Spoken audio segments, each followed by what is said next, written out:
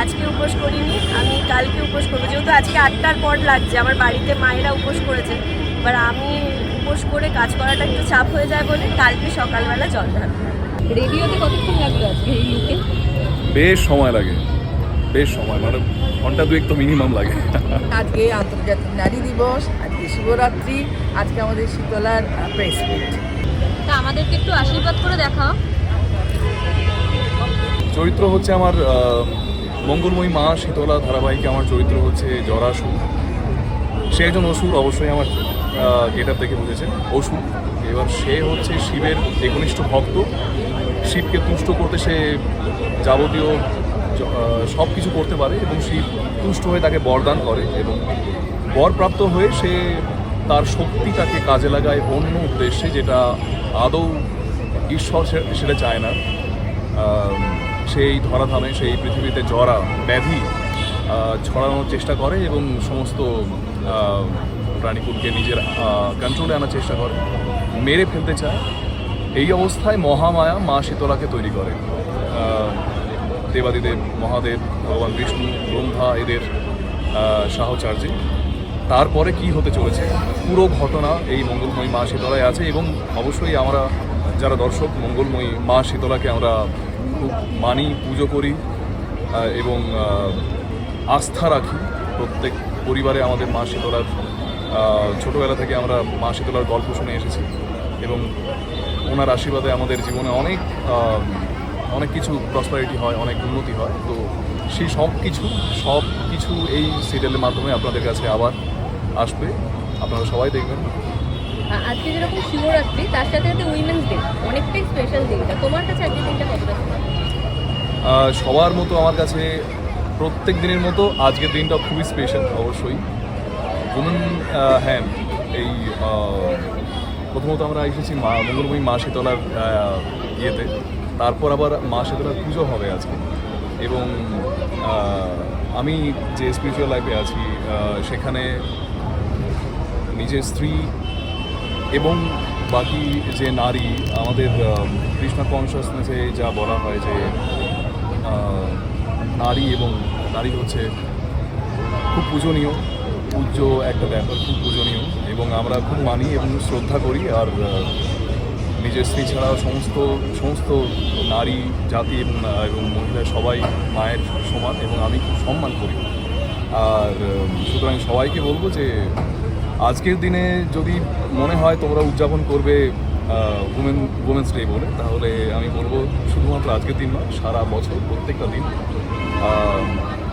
সকাল থেকে রাত পর্যন্ত যখনই হোক মা বোন সবাইকে সম্মানের চোখে দেখো।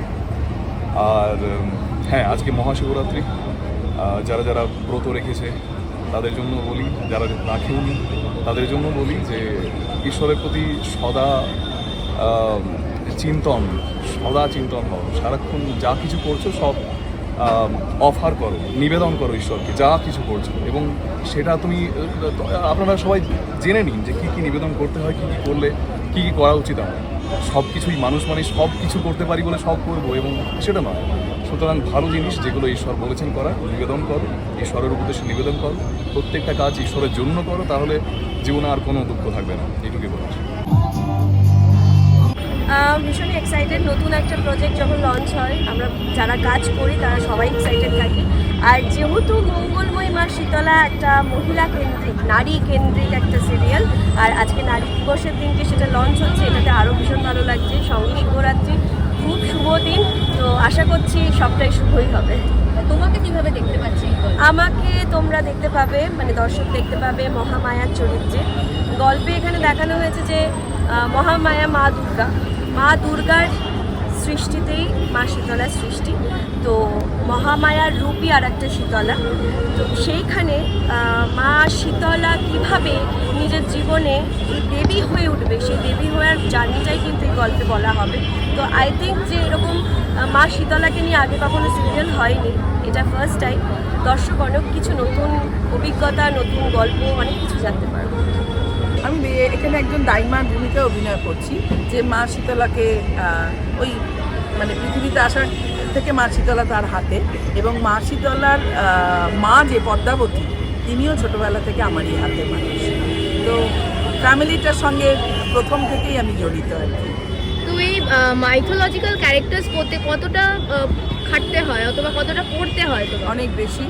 আর প্রথম কথা সান বাংলা, আমি ভীষণ অনেক অনেক ধন্যবাদ জানাই সান বাংলাকে, এবং মাইথোলজি সুরিন্দার ফিল্মসের। এই দুটোই কিন্তু আমি অনেক আগে একটা করেছিলাম, কিন্তু এই রকমভাবে কিন্তু এটা প্রথম। সেই জন্য আমি খুব মানে আগ্রহী হয়ে সান বাংলা এবং মাইথোলজি সব মিলে এটা আমি করতে ইন্টারেস্টেড হয়েছি, এবং করে খুব মজা পাচ্ছি। এই কারণেই আমরা যে প্রতিনিয়ত রেগুলার যে মেগা সিরিয়ালে যে চরিত্রগুলো করি, তার থেকে এটা কঠিন তো বটেই, নিশ্চয়ই কঠিন, টেকনিক্যালি খুব কঠিন, খুব সময় সাপেক্ষ ব্যাপার। এবং সেটা যেহেতু অনেক বছর হয়ে গেছে, ভালো লাগে তো টেকনিক্যাল জিনিসগুলো জানতে, করে খুব মজা পাচ্ছি। আমাদের ডিরেক্টর শুভেন্দু একটা অসাধারণ ছেলে, আমি ওর সঙ্গে আগেও কাজ করেছি। গ্রাফিক্সের কাজে তো কিছু সময় লাগেই, এবং কিছু জিনিস আমাদের করতে হয়, সেটা করতে গিয়ে কখনো আমরা হেসেও ফেলছি এবং দলগতভাবে হাসছি যে বেড়াল, সাপ, এবং সে বেড়াল আর সাপটাও নিজেই হতে আরম্ভ করেছে। যখন আর পারছে না, 8-10 জনের কিউ দিতে হচ্ছে আমরা এপাশে ক্লোজে, তখনও নিজেই সাপ হচ্ছে, নাগিন হয়ে গেল, পড়ে গেল, ছবল মারছে, সব বলছে আর কি।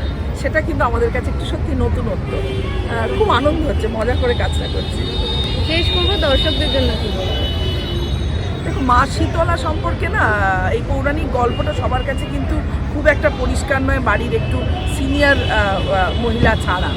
তো ইয়াং জেনারেশন আশা করি দেখবে, সব অনেক ইয়াং আর্টিস্ট আছে আমাদের, ভীষণ পছন্দের এখনকার মেয়েদের গৌরব আছে।